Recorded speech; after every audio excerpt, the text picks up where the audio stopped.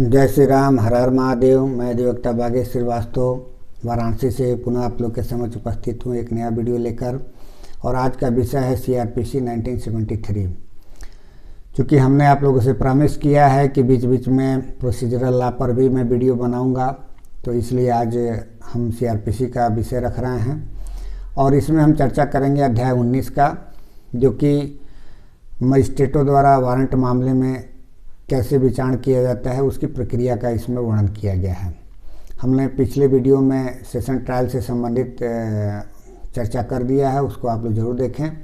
और अभी तक मेरे इस चैनल को जिन व्यक्ति द्वारा सब्सक्राइब नहीं किया गया है, मेरा आग्रह है कि उसे तुरंत सब्सक्राइब कर लें और अधिक से अधिक लोगों को शेयर करें, ताकि जो भी इस वीडियो को देखें वो लाभान्वित हो सकें। आते हैं विषय पे। धारा 238 से लेकर के धारा 250 तक इसमें वर्णन है। दो पार्ट में ये बांटा गया है। पहले पार्ट में ये बताया गया है कि पुलिस रिपोर्ट पे आधारित संस्थित मामले हैं, जो धारा 173(2) के तहत जो चार्जशीट आते हैं, वैसे मामलों में क्या प्रक्रिया अपनाई जाएगी। दूसरा ये है कि पुलिस रिपोर्ट से संस्थित भिन्न मामले में कौन सी प्रक्रिया अपनाई जाएगी, जो कि धारा 244 से 247 तक में वर्णन किया गया है। और 248 में दोनों के लिए दंड की बात कही गई है और दोष मुक्ति की बात कही गई है। जब सुनवाई समाप्त हो जाता है तो कब उसको दंडित किया जाएगा या दोष मुक्त किया जाएगा।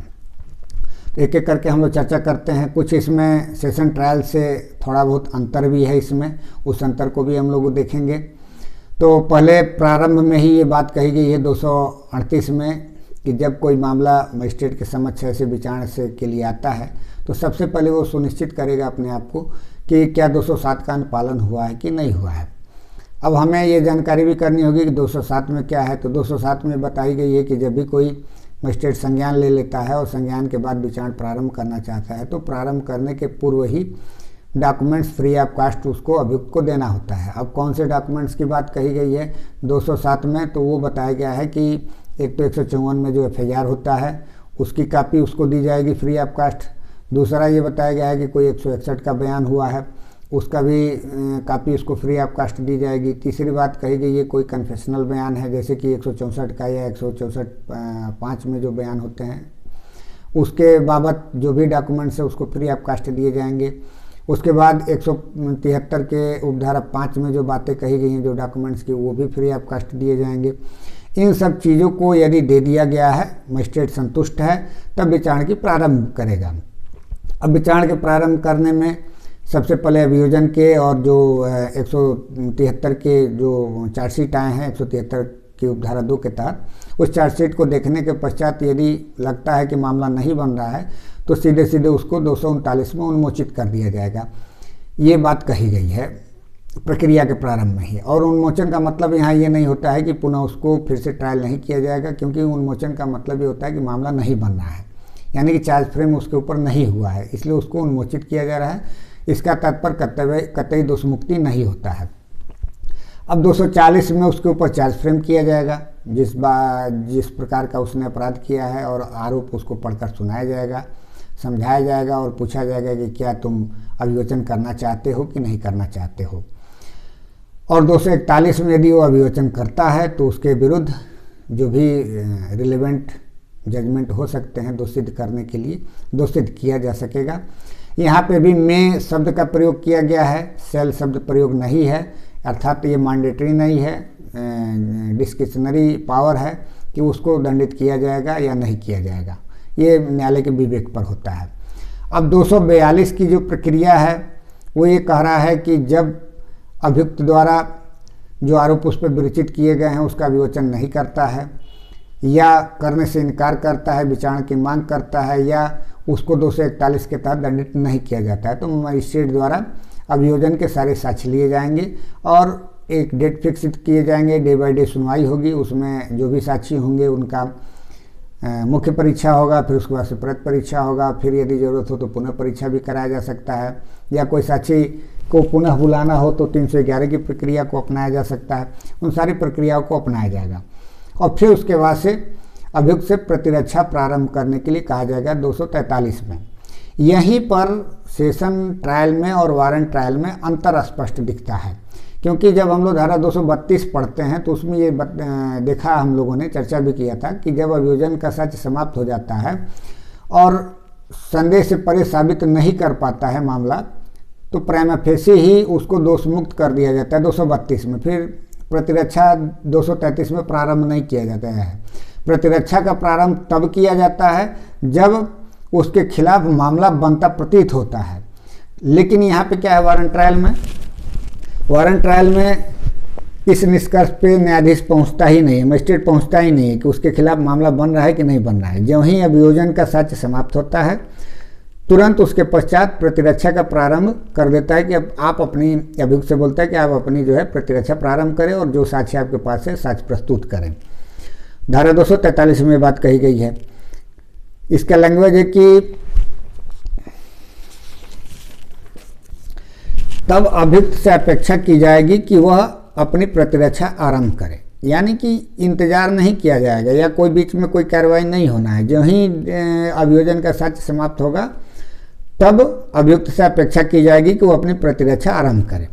अब इनके साथ भी वही बात होगा, जो भी इनके एविडेंस होंगे चीफ कराएंगे, फिर क्रॉस कराएंगे, फिर उसके बाद से जरूरत पड़ा तो फिर से री एग्जामिनेशन हो सकता है। इन सारी प्रक्रियाओं को अपनाने के पश्चात तब निष्कर्ष पे आते हैं हम लोग 248 पे। अब 248 में ये बातें कही गई, या तो दोष मुक्त कर दिया जाएगा या तो दोष सिद्ध कर दिया जाएगा। वहाँ पे यदि दोनों का, अभियुक्त और अभियोजन का साक्ष्य सुनने के पश्चात जो बहस होगा, बहस सुनने के पश्चात पता चलता है कि मामला नहीं बन रहा है, दोष मुक्त होना चाहिए, करना चाहिए इसमें, तो अभियुक्त को दोष मुक्त कर दिया जाता है। और यदि मामला बनता है तब भी दो बातें उसमें कही गई हैं कि 325 और 360 की प्रक्रिया यदि पूर्ण नहीं हो पाती है तब उसको दंड के प्रश्न पर सुनवाई किया जाएगा। अब 325 की प्रक्रिया क्या है कि कोई मजिस्ट्रेट यदि विचारण कर रहा है और उसे लगता है कि उस दंड से अधिक दंड देना चाहिए, जजमेंट की स्टेज पे विचार करने के पश्चात निष्कर्ष जब उसको निकाला जाता है और दंड देने के लिए वो उसके पास जुडिक्शन नहीं है, तो फिर सीजीएम को मामले को ट्रांसफ़र कर देगा कि अब आप इसमें दंड सुनाएं जो आपको उचित दंड लगे, क्योंकि मेरे हिसाब से इसको अधिक दंड देना चाहिए था लेकिन अब मेरे पास जुडिक्शन नहीं है, इसलिए आप इसको दंडित करें। और 360 में कहा गया है कि कोई व्यक्ति ऐसा है जो पहली बार अपराध कर रहा है, जो 21 साल से अधिक उम्र का है, लेकिन 7 साल से कम का कोई अपराध कर रहा है, करवा से कम का अपराध कर रहा है, या कोई 21 साल से कम का व्यक्ति है, या कोई महिला है जो मृत्यु आजीवन कारावास से संबंधित मामला नहीं है, तो उसको प्रोबेशन पर छोड़ा जा सकता है।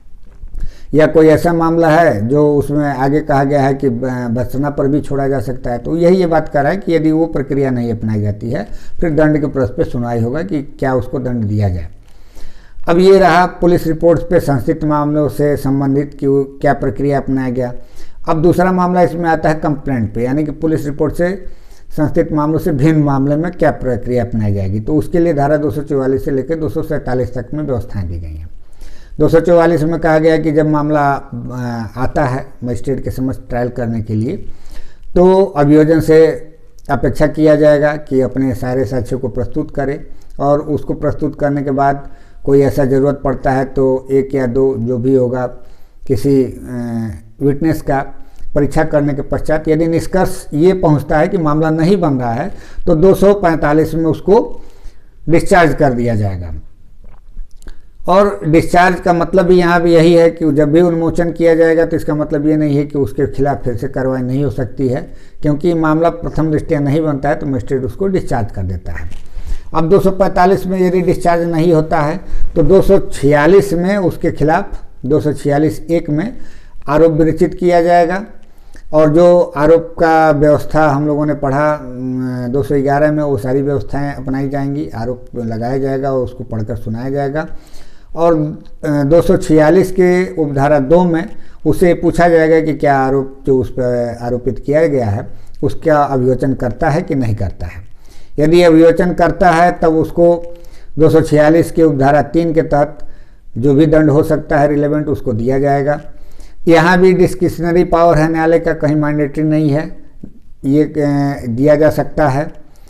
अब यदि दिया नहीं जाता है, दंड नहीं दिया जाता है, या वो अपने आरोप को स्वीकार नहीं करता है या विचारण का मांग करता है अभियुक्त, तब ये फिर प्रोसिक्यूशन से ये कहा जाएगा कि 246 के उपधारा 4 में कि अपने आप सारे साक्षियों का एक एक करके जो भी साक्षी हैं उनको प्रस्तुत करिए, उसका चीफ कराइए, क्रॉस होगा, फिर उसके बाद से पुनः परीक्षा की जरूरत होती है तब भी होगा।